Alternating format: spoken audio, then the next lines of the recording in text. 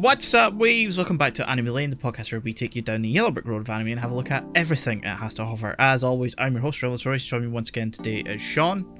Whoa, whoa. Oh, fuck you. Oh. And Melina. I'm not gonna do that. Thank you. I'm just cutting Shaun off. I'm not giving him any more space. Yes. No, Shaun is being put on mute. Yes. I'm being silenced by my own friends. Today, we're getting back in the robot with the first two entries in the Rebuild of Evangelion Tetralogy. 1.11, You Are Not Alone, and 2.22, You Cannot Advance, written and directed by Hideaki Anno, along with Kazuya Tsurumaki and Masayuki. Music by Shiro Sagisu. Animation production by Studio Kara. The first was released in Japanese theatres September 1st, 2007, followed by the second in June 27th, 2009. All entries are streaming on Prime Video. Fuck if I know what's happening with home video rights though. Thanks, Kara. I'm not talking about the studio. I'm not talking about the home video rights right now. That can wait till the next episode if we do. Yeah. But yeah, so we're talking about the rebuilds. Finally, after covering Eva earlier this season, the show and End of Evangelion, now we're here with arguably the ones you kinda can skip. Kinda. Yeah, because it's the same story-ish. Up until like the last act of 2, it's the same. Yeah, I thought so. Yeah, 2 is where it starts changing. There's 1 is a remake, I would say, and to quote a friend, 2 is a remix of the show. Yeah. 2 also arguably speeds through many more events than 1. Yes. Even though I think 2 is the better movie. I think we're probably going to end up taking the same approach as the actual Eva show episode, where we just kind of bounce around, because like it's a hard thing to talk about without crossing everything over. And like for me, 2 is the better one. It's the more engaging time. It's faster paced. There's less kind of like we're just rehashing what you've already seen. There's new characters, and then obviously it builds into that like absolutely insane last act where shit just gets like really chaotic. Things are like very noticeably like different now compared to how it went down in the show. Because you think you're gonna see a repeat of like the ending of the show mixed with events from End of Evangelion, and then it's like completely restructured, even if it's like sort of the same location and a similar story beat to what happens at the end of Evangelion, just minus, you know, the Tree of Life and the mass production types and the weirdness. But yeah, no, I don't. Who wants to? I don't know where to start, so I don't want to talk over anyone. This was my fear. This is my actual fear. As you said, the first movie is very much just, it's a retelling of the series that, you know, we've watched. The only differences you could make is, it's a movie, so it's paced a little differently. Certain things are cut a bit shorter. And yeah, I think it does it pretty well, because the show to me, every now and then, got a bit of a Angel of the Week feeling. That's sort of the point of the first half of the show. Yeah. Very much like we're starting out as a general sort of mech show. Yeah, and I think the first movie did a really good job of not making it feel like you're just kind of going in circles over and over. Like the stakes still felt like, they're getting higher and higher and higher. I don't exactly remember where the first one ended, so that's great. The first one ends right before Asuka's introduced. That's right. So it covers the first 6 episodes roughly. I should probably have the episode list up just so I can kind of know where certain events line up. Because the climax of 1.11, just call it 1. I'm just gonna call it 1. Yeah, One's fine. because it's easier. But the end of the climax of 1 is just against I forget. Oh, the its name, but, Ramiel fight. Ramiel. Yeah, the screaming crystalline geometrically. I love that thing so much. I don't think I talked about it in the actual when we were talking about the show. That's one of my favorite angels, just in general, of the whole show. But like that whole climax is like it's obviously the same sort of beats, but it does feel like a lot more expanded upon from like my point of view. Just like because they have that as like the entire climax, and that feels like a good sort of for that movie, a good sort of climax of like building up the stakes. Yeah, I also really liked. Lets them have like some character development between Shinji and Rei, where I kind of don't think anyone gets much development in the first movie. No. No. Which it just kind of goes through the beats that we know. Yeah. It doesn't have the time to really delve into it. Yeah, which is annoying when they keep certain beats in, like Shinji running away, because it doesn't work as well in the movie because it happens so quickly, whereas in the show it's like it's a full episode where he runs away, he meets, Ida out in the woods, and they chat and talk about the fact that they both don't have mums, and there's like genuine character development for not only Shinji but like Ida as well, who at that point we kind of don't really know super well because we don't know any of the kids from the school very well until much later into the show. And so it makes sense why they didn't have that scene, because we don't really get much of the other kids just through the fact that these are movies. We don't have time to focus on them. But at the same time, him running away, and then there also this weird introduction of there being like an entertainment district in Tokyo 3 doesn't vibe with the rest of the like setup. No, because I noticed that too, and it did feel like somewhat jarring, but like, I'm sure...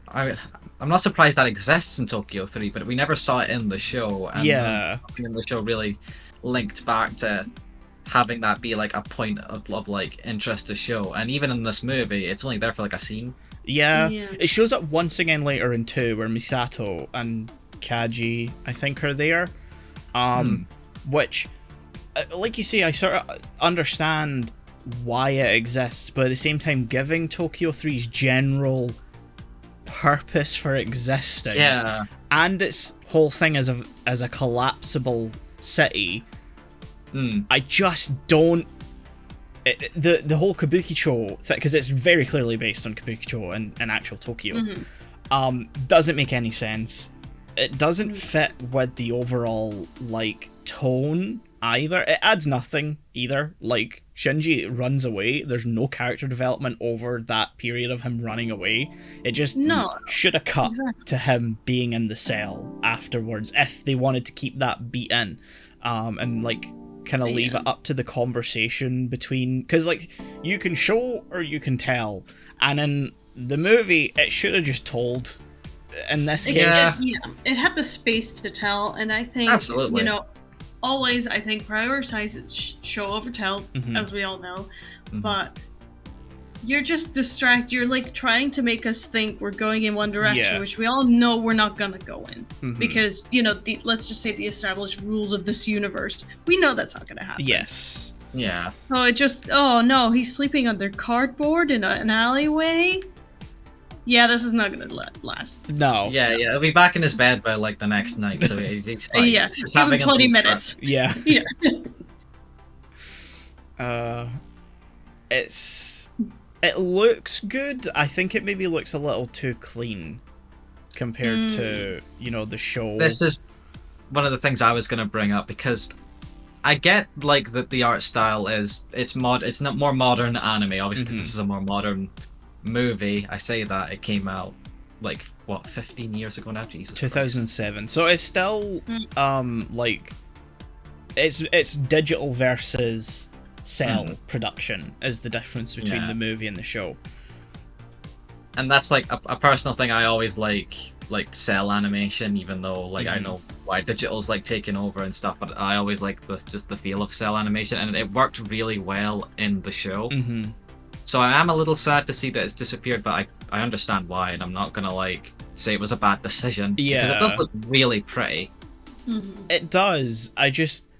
I'm not 100% sure on why it had to be, in so many instances, a shot-for-shot redo of things that happened. The whole opening, up until like Shinji fighting the first angel, and like the Ava going berserk, and all him waking up in the hospital, all of it is like so shot for shot what happens in the opening episode of the show. Yeah, like even the exact same cut to like that weird apparition of Rei, like it's taken like straight out of the show, just in the new style, and I'm just like, there's a part when it comes to stuff like that, when you're remaking something like shot for shot, I always come into like the idea of, well, why don't I just watch the original thing? Instead of this sort of carbon copy, with the only difference being, I don't know, the city looks a bit more overgrown and apocalyptic than it did in the show. Yeah, it's interesting that like in the show the water is like blue, the ocean is kind of fine. I think everything's dead, but the ocean is fine. Yeah. Here it's like clearly affected by the second impact, and I don't know if that's just like a change based on something Anno wanted to do in the original, but maybe didn't have space or time to do. It's just to have the aquarium scene. That's to be fair, that's genuinely one of my favorite parts of the... I do like that's it. a great addition, but like it does feel like, is that why you did this? Is that why this is all here? I like the implication of it on the larger world. It does raise a lot of questions considering the general structure of NERV and its outside of Japan branches. Well, not that they're NERV, they're like other like production facilities for Avas and stuff like that. All those still exist. You got the European one, you've got the Russian one, you've got the American one, which we don't see. No, we don't see the American one. That's the show, right? That's where we only really in the movies. I think American we've only seen like the Euro like side a little bit. I think. Which is interesting to move the like destruction to the Euro facility, considering that's where Asuka comes from. Yeah. So I thought that was going to tie in more, and it kind of didn't.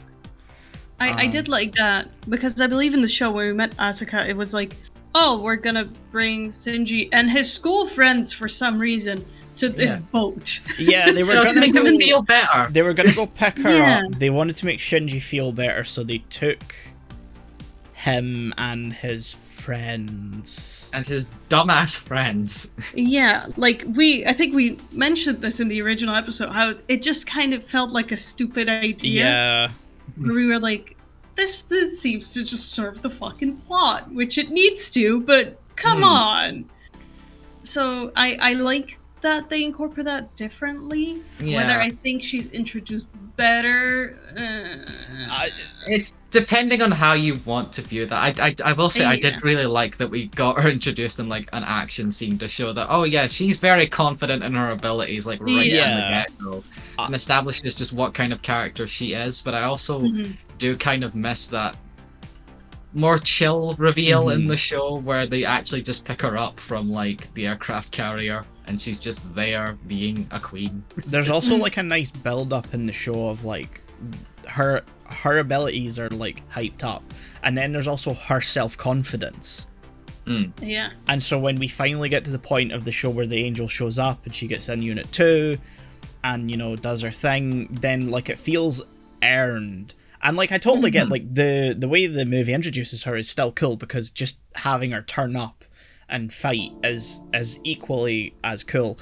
Do I think they needed almost a carbon copy of the scene where Asuka meets Ida, is it not Kensuke? What's his name? The other one, Suzuhara.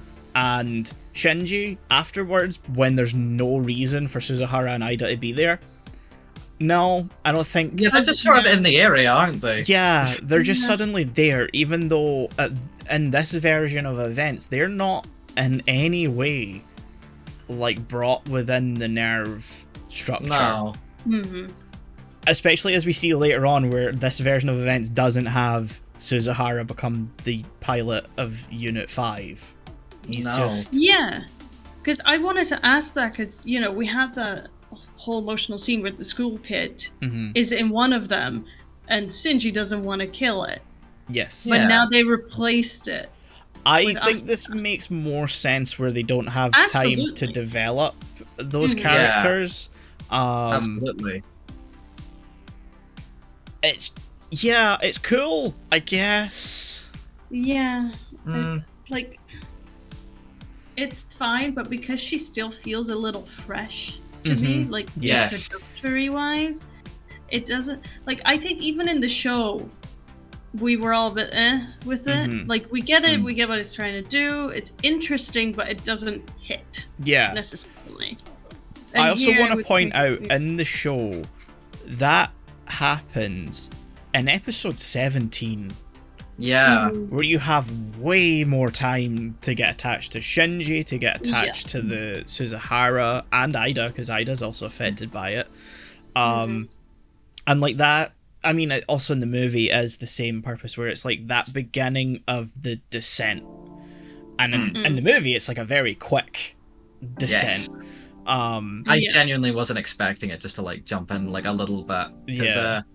My thoughts on just that whole thing was that, like, so having watched it, having seen the show, I of course like Asuka because I've seen the show. I know her character and I really like her character, but I feel like if I'd seen just the movie itself, I wouldn't be as attached, because her whole personal plot line up until that moment is a lot more rushed compared to the show. Her whole thing... sorry, continue. Yeah. My idea was, I was basically just going to say that, like, her developing relationship with Shinji and Rei and stuff is very much fast-tracked in 2, because we only get her in that one movie before the Unit 3 stuff happens. And in the show, we had whole episodes dedicated to her and Shinji, like, building their whole, like, relationship and dynamic together. We had that whole episode where they're basically having to, like, be in sync with each other and stuff, which I think is such a pivotal episode of the entire show, which doesn't happen in the movie. And it feels like such an open gap to me that by the end, I felt... my point is, I felt an attachment to a character, but that was because I had seen the show. Yeah. Whereas the movie doesn't really establish that much, where if I hadn't seen the show, I wouldn't have felt as strongly about the ending or the climax than it was going for. Everything for, like, Shinji, Asuka, and Rei's dynamic is all squashed into the dinner storyline, where, like, Rei is wanting to make a meal for everyone, and she wants Asuka to be there, and so Asuka starts trying to cook too, for some reason. Because she's into Shinji now, even though we haven't had any real time to establish that or build that up. Even though in the show, like you say, there's the episode where they have to work on being in sync, there's also that episode where Nerve's power gets knocked out, and you have the that's three one of of my them favorite ones, working their way into crank that soldier boy.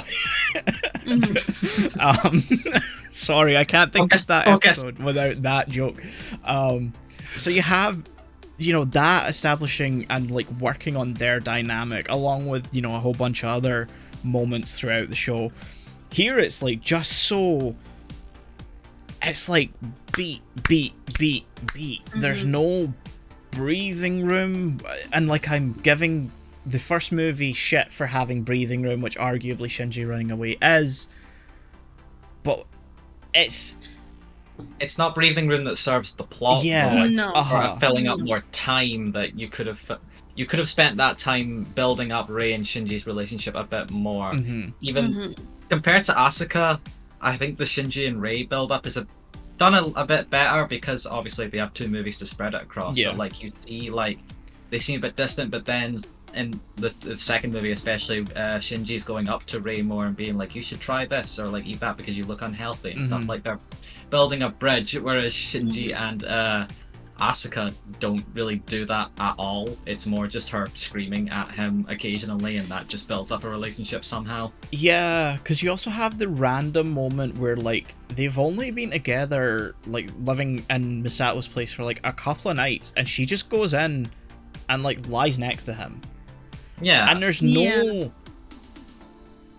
at that point, any indication or, like, No. There's no 'Cause- give and take between them at that point. Absolutely. And I think not like been built. that scene could have so much emotional impact if they, framed it like they are the only ones that could truly understand each other. Maybe Ray as well, but they need that moment of I'm going through so much and I don't have anyone to talk about, so I'm gonna find my comfort within you, who is the only person that could understand me. Yeah, exactly. We don't get that. We just get a moment where it's like it's kind of weird because first of all they're teenagers, so this is the last thing they would do.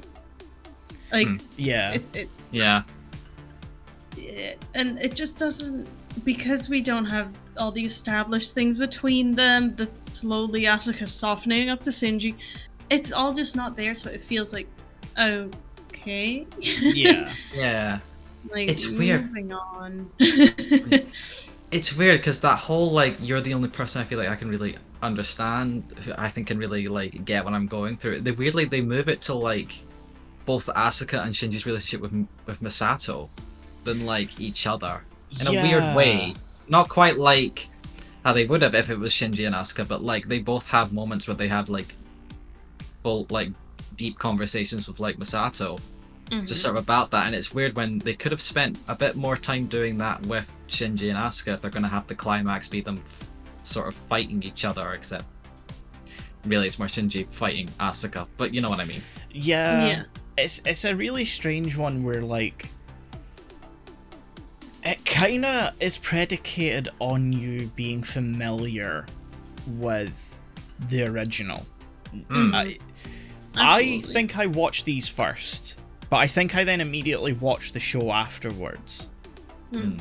But I can't imagine this being your only exposure to Evangelion and understanding these characters, their dynamics, their purpose, because Kaoru just gets teased at the end of 1 and then just suddenly shows up at the end of 2. He's just there. He is horny space boy, right? Yes. Yeah. Shinji's Angel Boy. Shinji's final part of the polycule. Yeah. Oh, he's bisexual. I didn't know that. I didn't expect that for Kaji either. Also, goddamn, that boy's 15. Get the fuck away from him. Doesn't he also flirt with him in the original show as well? I feel like that happened too. I can't remember if that happens. I mean, I'm only just realizing now the whole Kanji Asuka thing also doesn't happen in these movies. No, you're right. Yeah, Kaji and Asuka basically have no relationship. No, I don't think they've met. They've never met. Right? Am I remembering? Yeah, well? like her mentor figure in the show. Yeah, she he was at the Euro base where she was training, and like they knew each other, and so he came back to Japan around the same time she did in the show, and like they met and hung out and went on a date. He's her Misato for like that Shinji had. Yeah, which again would have been nice because it's a nice relationship of like, we the same place, we're gonna band together. I understand we don't have time for it, like I get it, but that guy came out of nowhere for me. I was like, oh yeah, you're part of this somehow. He kind of comes up out of nowhere in the show too, to be fair. Yeah, he does. Yeah. Let's not forget that he does just pop in with Asuka. Yes, he suddenly has in the show. So these scenes play out almost identically, except the events leading up to it are different. Like he returns kind of around the same time as Asuka in the show under mysterious circumstances, whereas here we see him at the American base as well in the show, not at the Euro one, and is more directly tied to what happens, I think, in the American base than is implied in the movie. But he turns up with like I don't know what it is in the movie. It's like a little amber slate thing with a nervous system in it, whereas in the show, it's an actual like embryo. Yeah, which makes more sense thematically with. Yeah, it really does. Weirdly enough to say. Now that you mention it, I remember the little tube with like a tiny human, like tiny little baby human. Yeah, and I was like, okay. Which we're initially led to believe is Adam, but it's actually Lilith because it's Adam that's in basement. In the show, I think it's called Terminal Dogma. Here it's called Central Dogma, because they had to just change something. It's different. They also don't do that really confusing thing that the show did, where like the thing that's like crucified in the basement is actually supposed to be Lilith, but in the show at first they say Adam, which confused me. That's what I've just said. Oh, I thought we were talking. Is that what you were talking about? Yes. Okay. I said the embryo was originally said to be Adam, but it turns out to be Lilith because the thing in the basement in Terminal Dogma. The embryo that he brought back in the chip, or like the. What embryo are we talking about here? So the embryo was originally. We just talked about the embryo that he brought back, but now we're talking about Lilith in the basement, and we're talking about them like they're the same thing, which is that's what I'm confused with. So I said the embryo was said to be Adam, but it turns out to be Lilith because we were originally told that Lilith was in the basement when that's actually Adam. So they're reversed. That's what I was saying. Okay. Yeah, that's not going to confuse the people that watch a show at all. No.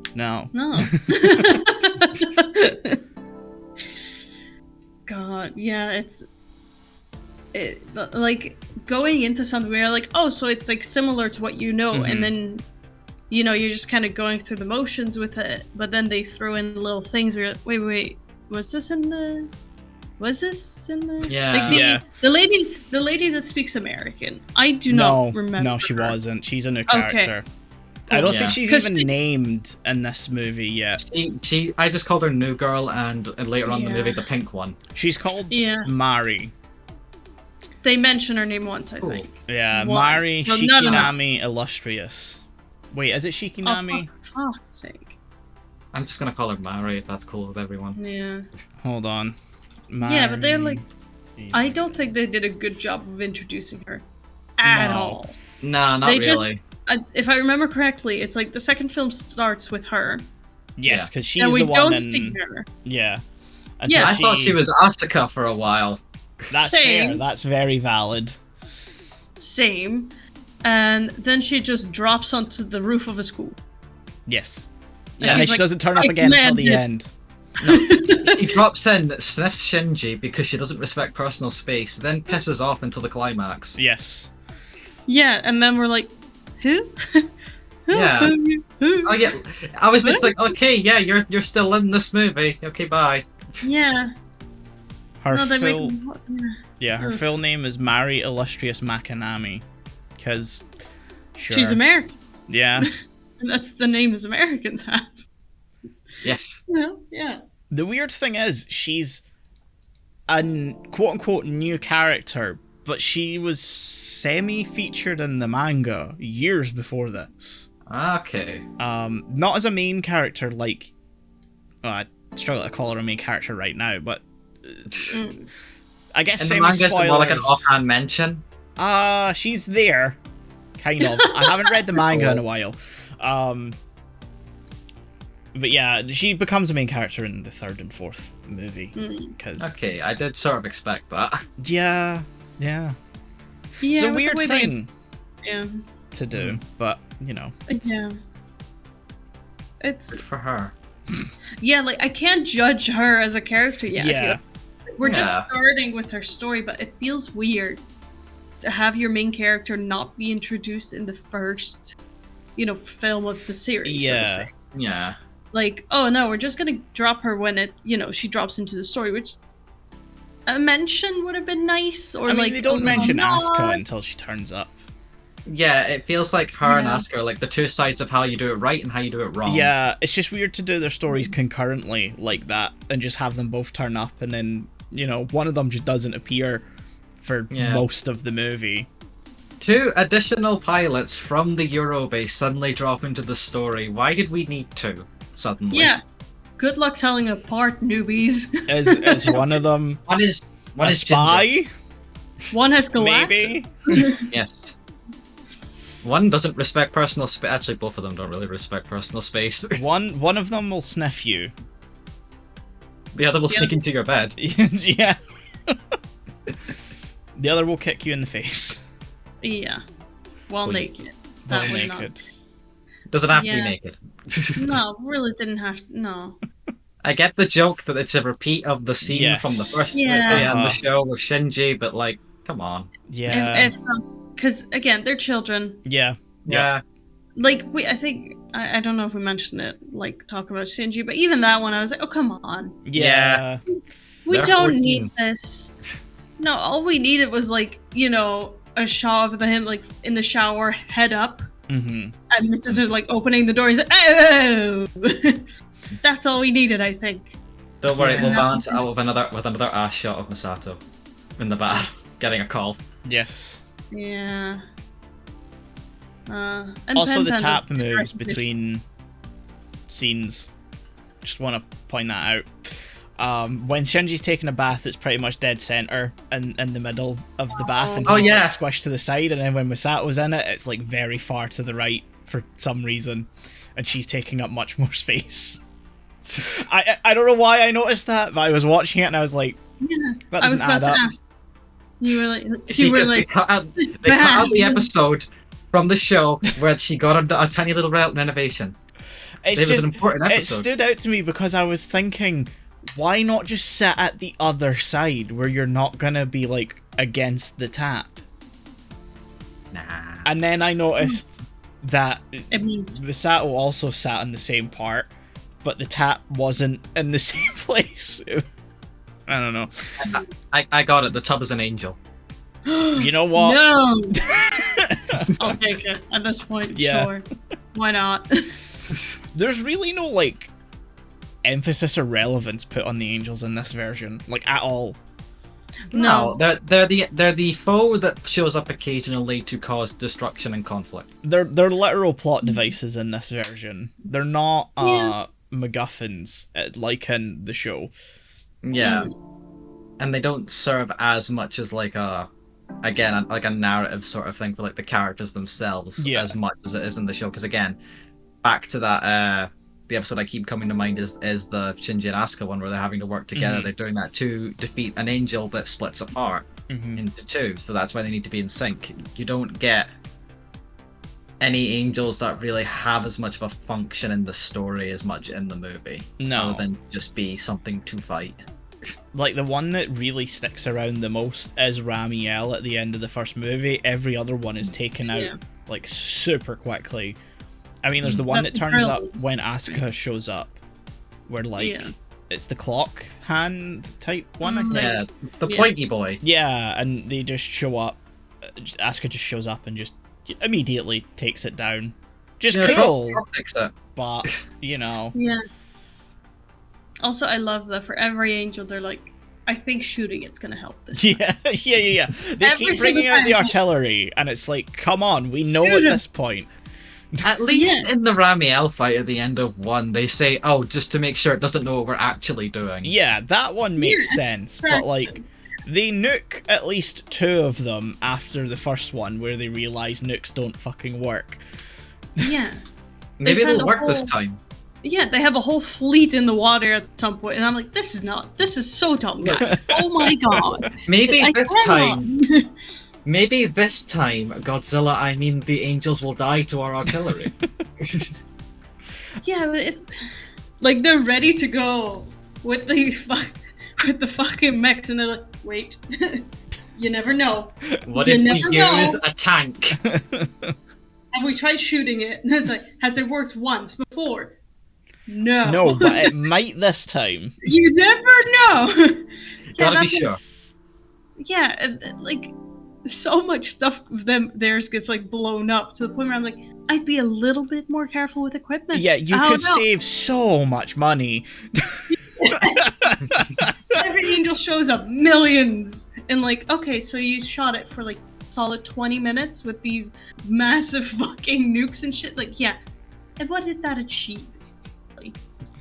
You know, we're running out of resources to repair the Evas. Oh, really? I wonder where our resources are going. Sir, we need to buy more nukes. Get more missiles. It's like there's a guy in the office that's just like, have we tried to nuke them? It's like, no. Then how do you know it doesn't work? Because it never fucking worked before. We have a 10-step process we need to go through before we can launch an Eva, and that includes shooting it with tanks, shooting it with helicopters, shooting it with helicopters that don't have rotor blades, they just kind of float, and then nukes, and then we can bring out the Evas. How did they do that? Like I do like that they put an emphasis on, no, there's a process. We have you have these maneuvers and all this, but sometimes it also feels like they're just grasping at straws. Yes, 100%. Go there. It's the whole illusion of order thing. Mm-hmm. Yeah. I do appreciate Miss Sasso just having her shit together, usually. Yeah. Yeah. Only that. She's like the only reason they've gotten this far, to be honest. Everyone else was just ready to abandon the place when the one from, the big ball from space was coming down, and she's like, no, I got an idea. Will it work? Oh. Well, I mean, yeah, because Akagi is just like, this is just like a 99% of failure, and Misato's like, well, it's not zero. Absolute zero. Yeah. And there's literally nothing else we can do, so if you've got a better idea, please tell me. Yeah, it's legit. Would everyone like to die, or shall we just fucking try something and see if it works? Thing is, it's not even would you like to die, or do we try something else? Ritsuko is literally like, we can just evacuate and move everything before it hits. And Misato's like, nah. But has anyone tried shooting nukes at it? But what's better than one Evangelion? 3 Evangelions. 3 Evangelions. And with the power of friendship. And who's this girl? Where's she from? What's her name? Yeah, that girl. Yeah. Good, great things. She doesn't go here. She doesn't even go here. It's such a hard, 2 movies to discuss, because we've already discussed all this shit when we talked about the show. I didn't like the music much, I'll say that. No, the music execution's not as good. No. There's some good cues, but a lot of it, it just doesn't feel as well placed. No, I feel like the show had a more emphasis on very classical type of music. Yes. And even we had a few times where they were like, we're gonna do children's choir type of thing. Which, it has its place, but comparatively, I don't think it works. I think the fact that 2 uses 2 different, or maybe they're the same song, tracks at 2 different points that sound heavily similar. Yeah, I think one of them, the end, if they wanted to do the children choir thing, I think that would have been cool because of the whole, religious imagery and, what the implication of the beginning of the third impact is. But the scene where the dummy plug Unit 1 is, tearing into Unit 5 and, munches on Asuka, I think that could have been, a classical piece rather than what sounds like the same song used again later. Yeah, because that scene, I don't remember how it was played exactly in the show, but has such a, oh my god, everyone's recoiling, this is disgusting. Yes. It's watching a childhood hero be eaten by a lion on live TV. You're like, what the fuck? Again, another thing where they play it out so long and have all this focus on these other characters where it's this worked in the show because we've had several episodes where we get to know these people. We get to know the crew of Nerve. We get to know the people who work in this command center. We don't know any of these people. No. Yeah, Justice for Chair Girl, whatever her name is. I like her. Yeah, I know. I love Chair Girl, and there's this weird scene at I think near I don't know if it's near the beginning of 2, but where you see her just sort of walking down the street on the way to work and stuff, and during a montage scene, and I know who she is because I've seen the show, but if you've just watched these movies, you're like, why are we focusing on Chair Girl? I don't know if you even recognize Chair Girl. Yeah, I mean, I did because I seen the show, but you might not even notice that. You might think it's Shinji. It just looks more feminine than usual. Could be Yui. But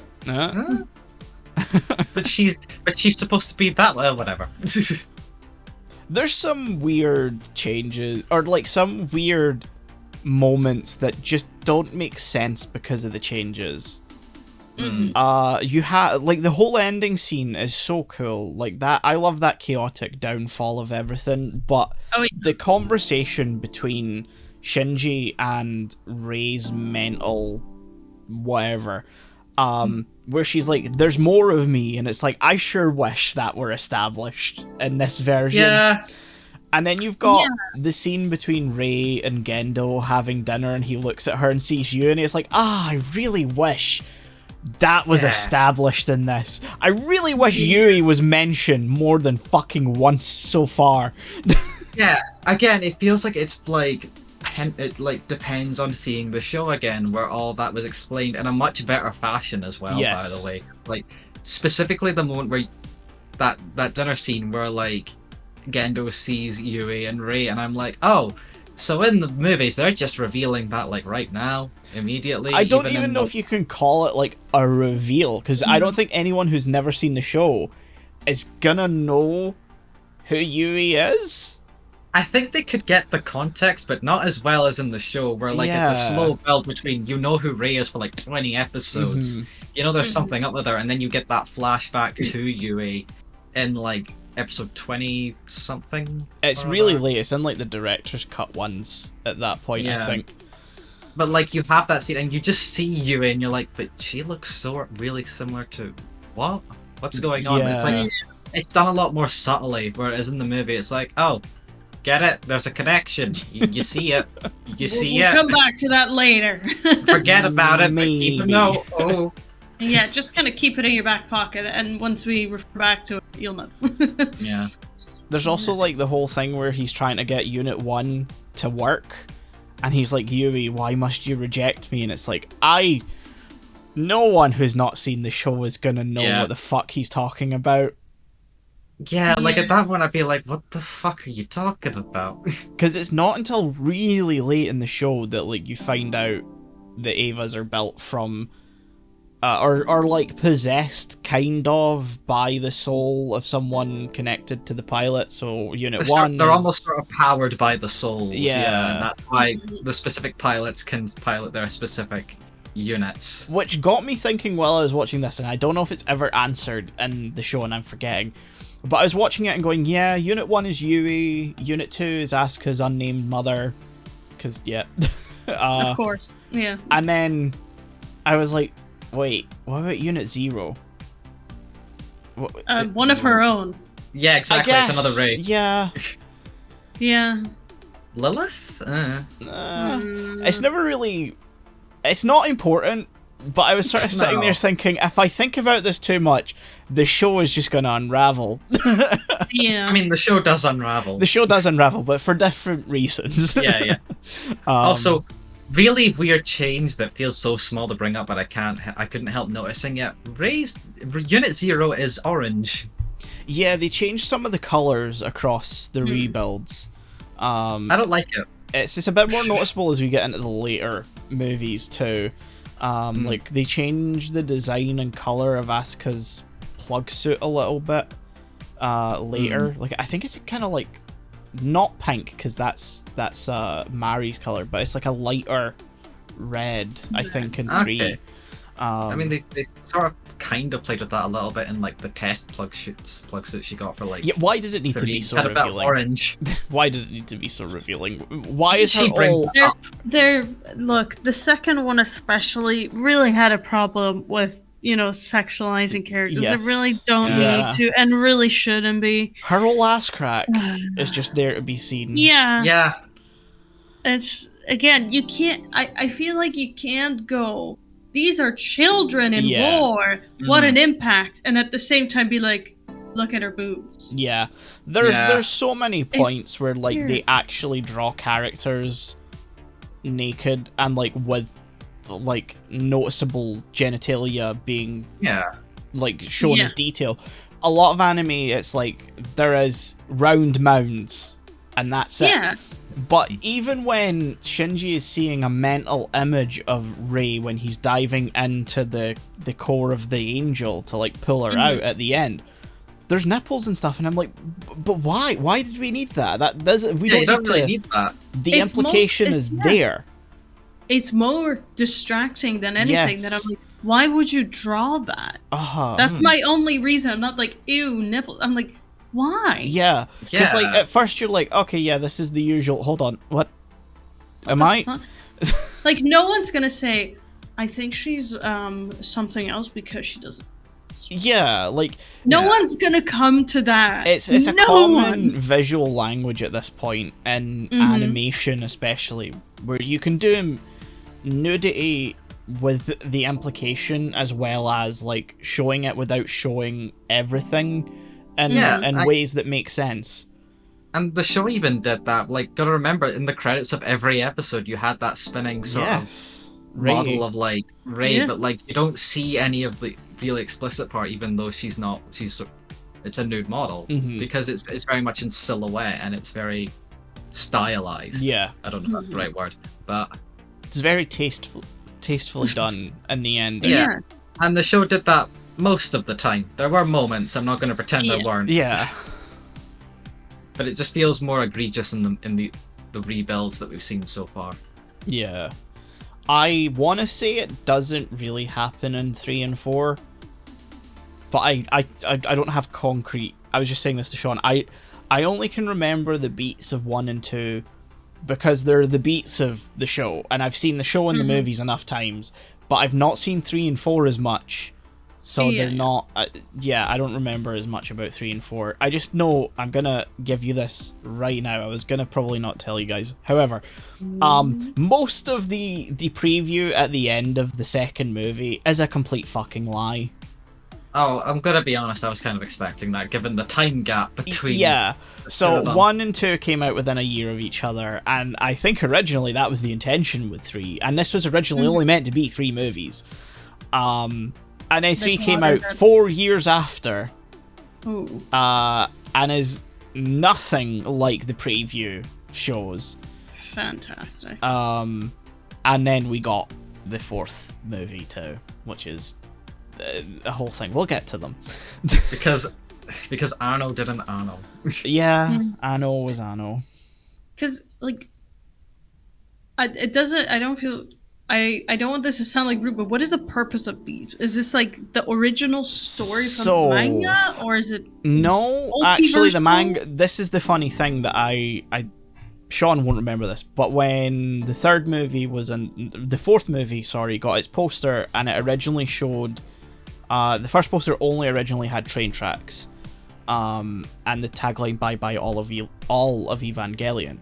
So that led to some interesting implications, because the train tracks had a couple of different other tracks connecting to them, and then there's the tagline "Bye bye all of Evangelion." Why is it so hard to say that tagline? And so my initial thought process when I seen that is there's actually, this may tie in all 3 endings, quote unquote, because you got the ending of the show, you got the ending of you've got the ending of End of Evangelion, if you want to count that separately. I guess that's sort of up to interpretation. You got the ending of the manga, which is completely different, and then you've got the ending of the rebuilds, which are again completely different.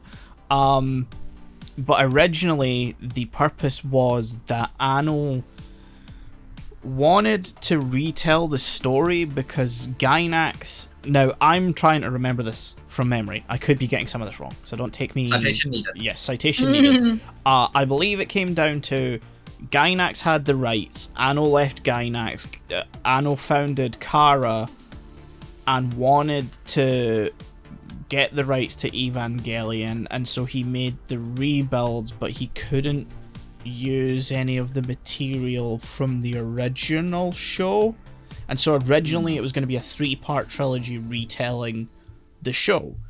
And then, as with all things Anno, the first half goes very smoothly, and then Anno has a mental breakdown, and the last half is a mess. And so that's why 3 came out 4 years later, and that's why the 4th movie came out 9 years after that.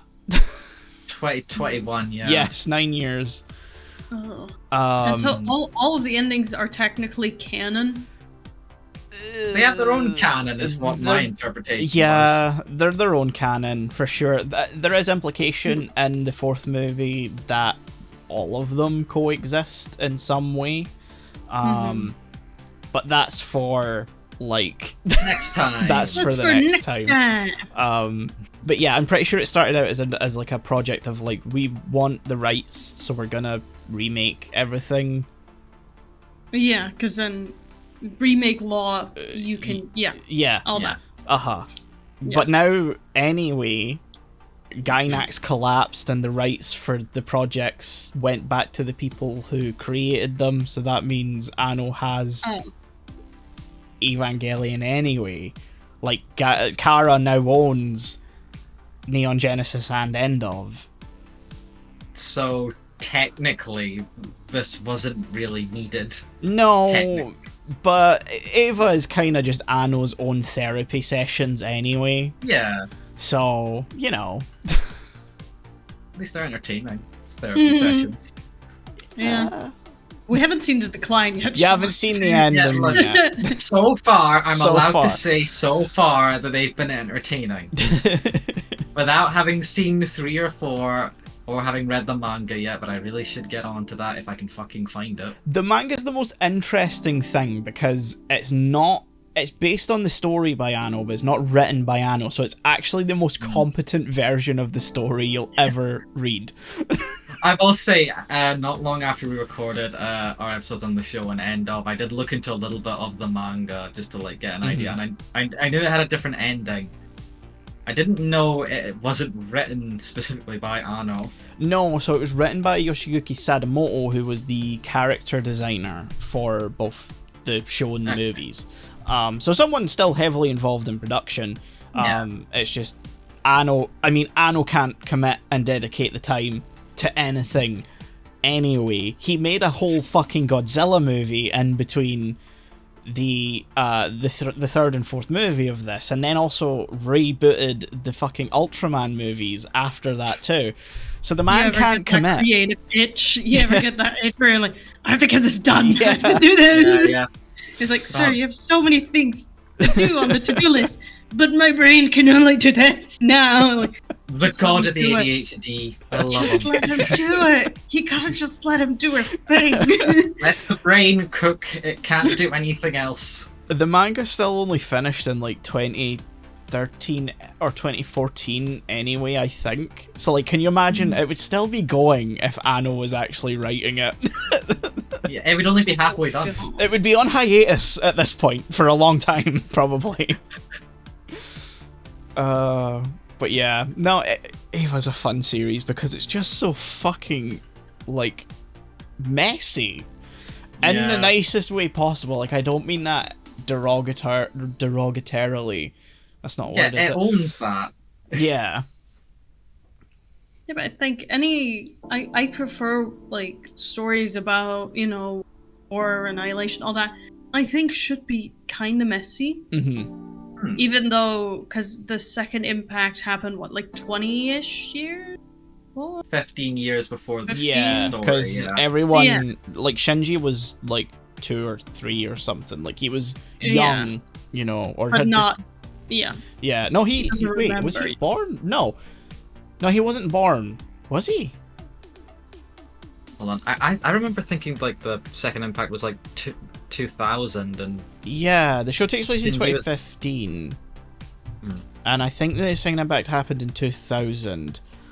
But the flashbacks kind of make it confusing, because sometimes it feels like they imply that Gendo and Yui met after the second impact, but that doesn't make sense for Shinji's being. The event took place on September 2013, 2000 from the Evangelion wiki. September 13th, wow. They were so close. They were so close. They were so that close. would have been... Oh, if they predicted... But yeah, this sort of implies that, like... I always got the feeling that Yui had died in, like, the second impact, but no, we see her grave, like, in the show and here, and it's, like, 2004. Yeah, because, like, they don't make the Evas until after the second impact. And then Yui merges with Unit 1 sometime after that. It's just there's weird implications in the flashbacks of like Yui and Gendo maybe didn't meet until post Second Impact, and Shinji wasn't born until after that, and it's like, but then Shinji kind of had to have been born like a couple of months after the Second Impact. Yeah, because he's 14 in 2015, so that has to be like 2001. Yeah. Don't tell me September. Do not. Do not. Hold on, I'm getting up his birthday right now. Can you imagine if Shinji Ikari's birthday was September 11th, 2001? Born June 6, 2001. Thank Okay, goodness. so she would have been pregnant during... Yeah. Okay. Well, that's an implication right there. That story would have been so interesting. Yeah. Him wanting to protect his pregnant wife during this, like, colossal, like, thing that's happening. But no, we don't need that. We don't need that. Don't add like more. Don't add No. more. Even in the show, it feels like there's a lot of Gendo story that just sort of doesn't happen, but could have been interesting if they did. I think Gendo just always works better more as mysterious. Like, if I knew his motivations and understood him as a character, I don't think he'd be actually as interesting as he is. I think so much of it comes down to, what are you fucking enigma of a human being? Yeah, like, are you just a piece of shit? Like, are you really? I'm gonna be honest, I'm running off the assumption that he is just a dick. Yeah. Yeah. Like, I don't want him to be sympathetic. I just want to unabashedly think he's an asshole. I have seen, like, a panel, like, somewhere from the manga. I'm not counting this like a spoiler or anything, but a spoiler for the manga, I guess. But there's, like, a panel where he reveals that the reason... Or he states the reason he hates Shinji is because he was jealous of Yui loving him more than him. Well, you weren't a very attentive father, so I'm gonna assume you're a shit husband too. To be fair, I saw that and I was like, yeah, he's just a dickhead. Yeah. To be fair, I feel like his motivations always shift depending on which version of the story it is. Yeah. That's why I specified in the manga, because I don't know if that's just a manga specific version of him. It does line up with the show, though. Yeah, it's this version gets so weird. I genuinely can't even, like, in vague senses, say anything. Okay, we'll get there then. We'll get there. Fucking wait! It's gonna be absolutely chaos, I know. I'm excited for the next two, even though we talked about our problems a lot of the movies. I think right now I still really like them, and I'm looking forward to the next two. I'm just curious where it goes. Yeah. Like, again, mech stuff is never my favorite. I'm just kind of like, yeah, okay, they're backing out there. Sure. Like, I don't have the, fuck yeah! I don't have that feeling, necessarily. I have it a little bit. So, like, I am excited to see where it goes, but I don't think I have high hopes, but I have hopes. Yeah. I'll say that.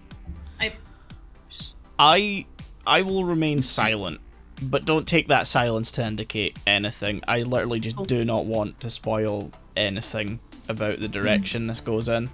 But yeah, should we score these as hard as I think it is to kind of give a score to these ones? Yeah. So one I would give a solid 7. It's that good by thought. virtue of what it's based on, and it not really veering too much from that means. It's not great, it's not amazing, it's just kind of good. It does what it sets out to do. Yeah.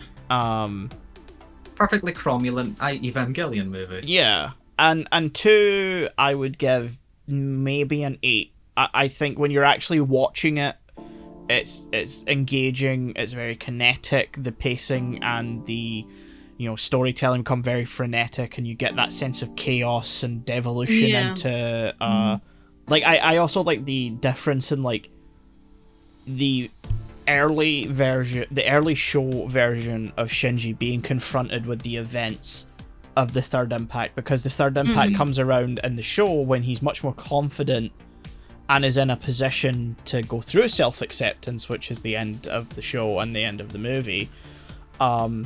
But, like, this version of him very much is not ready to face self-acceptance or anybody else's emotions. Yeah. It's happened quite very much at his lowest point in, like, the series of events.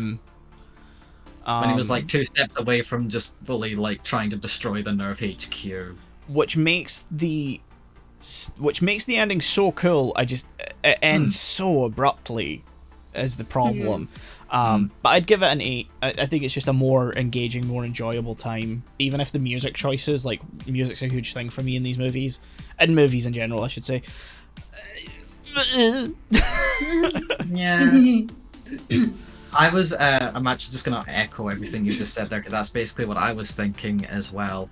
I do want to add the point, though. I was actually thinking back before we started recording, like, on my scores on, like, the original show and the movie, because I think I gave... If I remember right, I gave the original show, like, an 8 as well, and, like, maybe End of Evangelion a 9. I think I'd bump both those up, like, an extra point now, just in hindsight. 'Cause I think back to them, and I like them more and more. I think I would bump up the show to a 9 at least, and I think sometimes I think maybe End of Eva should be like a straight up 10, but like that's I'm fair. sort of in flux. That's fair. I'm liking, just the more I think about them, the more I like them. Fair. But yeah, I'd give Rebuild 1 a 7 and Rebuild 2 an 8. Nice, Melina. I know your scores are going to be lower, to be fair. Yeah, it's fine. It's a 1 and a 2. How dare you? I think the first one I would give a 5. It works in all its ways. I just don't think it does everything it does as well as the series. Yeah. It's kind of soulless at times. Yeah, it does feel, but I think soulless is the best way to kind of describe, where you're just kind of going through the beats, like, this is all we need to get to where the story needs to go. I'm like, okay, but can we add a little something to that to make it feel less empty? Sugar. Like, they fully, if they wanted to, like, you know, do these events faster, or just, you know, do something different, introduce Asuka in the first movie, like, restructure everything. Absolutely. I think she should have been there in the first movie. Yes. Absolutely. Even if it was just like the final act, Yeah. her coming in and being the savior of the day, it would be weird, yes, but for the overall story, I think that would just work best. Not like, just going off of that would have been so cool, because again, for what I talked about in our actual introduction in 2, it gives that same idea of, oh, you can see why she's so confident in her abilities and why she's sort of hyped up so much just sort of behind the scenes, but like, we don't get that, so... Yeah, and I think ending the first film on the note of, oh, we now have the best EVA pilot out there. Yeah. The we never have to tested worry one. again. Yeah. That's just, like, weirdly, you could end that on such a high note of, oh, we never have to be afraid again, to then start the second one immediately with, like, fuck. Yeah. I do have this idea that, like, that happens, though, and then the beginning of 2 is just you watch it and you're like, oh, she's kind of a bitch, though. Yeah. Our savior. Oh no. And the second one I'd give a 6. It is more entertaining. It sets up some stuff. But, you know, the flaws we talked about, I think they rush through some stuff here and there. The music is just kind of meh. It was done way better in the series with, you know, the classical tones of it. Because I think lyric, you know, bass songs take me out of it a little bit, especially when you have a lot of dialogue going on. Which, you know, it's fine if you speak both languages. Yeah, but... I think that's an odd choice of, like, if you're watching... Well, granted, okay, Come Sweet Death or whatever it is from End of Evangelion is in English, so that's different. As I say, it's an odd choice to have the song translated, I think. Because it kind of pulls you out. You're trying to read the dialogue, you're trying to read the lyric subtitles. It's a lot going on in already a pretty chaotic moment. Yeah. And it's meant to be such an impactful moment that I think there's just too much going on. Even if it was happening in English, I think I would be overwhelmed. So, yeah, a 6 for that. So 5 and 6, potential to maybe go up but I don't know for the next 2. We'll see. Yeah. I'm more just thinking... I'm still... Yeah, I wouldn't really bump my scores up for these anyway, no matter how it turned out. Because they're so tied to the original. And they're only so high because of virtue of, like, they're based on something I already really enjoy, and they serviceably convey the idea. I'll say I'm heavily biased towards, like, the show and, like, what I've seen from that to sort of structure my enjoyment of the rebuilds. Which is, I'm saying that's definitely why I've rated it so high as I have. If this was the first thing I'd seen, I'm not sure I'd rate these movies as highly as I have. Yeah. I think probably, yeah. It'd be interesting to see what someone would think if they watched the movie first. Yeah, because then a series is an expansion more than anything than us going like, oh, they just not dumbed it down, but they thinned it out. Yeah, I would say some of it's dumbed down. For sure. Yeah. I didn't mention this, but I do think last point I promised, like, a bit of Asuka's character was a bit dumbed down in, like, its themes and, like, the subtlety of, like, the depth of her character, because, like, yeah, she was Asuka in the show as well, but it felt like there was more depth to her character than we get, like, here, where she's a bit more one note. Yeah, in her characterization. She's a bitch for the sake of being a bitch in the movies, whereas we understand why she's a bitch in the show. Yeah, and it feels more established that it's more of a facade in the show compared to what she actually is deep down, and I at least hope that gets expanded more in the next few movies, but we'll see. We'll see. So this has been the first half of the Eva Tetralogy. I hope this has been an interesting episode. I kind of wish we could have done all 4 in one episode, but, like, that just would have been too much. Not with the current schedules we have right now. Oh, God. Yeah, so thank you for listening to this. You can expect the other half, fingers crossed, the end of February, coming out roughly a month after this. Just, I want to split them up in between some stuff. But yeah, I don't know. You can end it. Yeah, go watch them on Prime or something. Bye.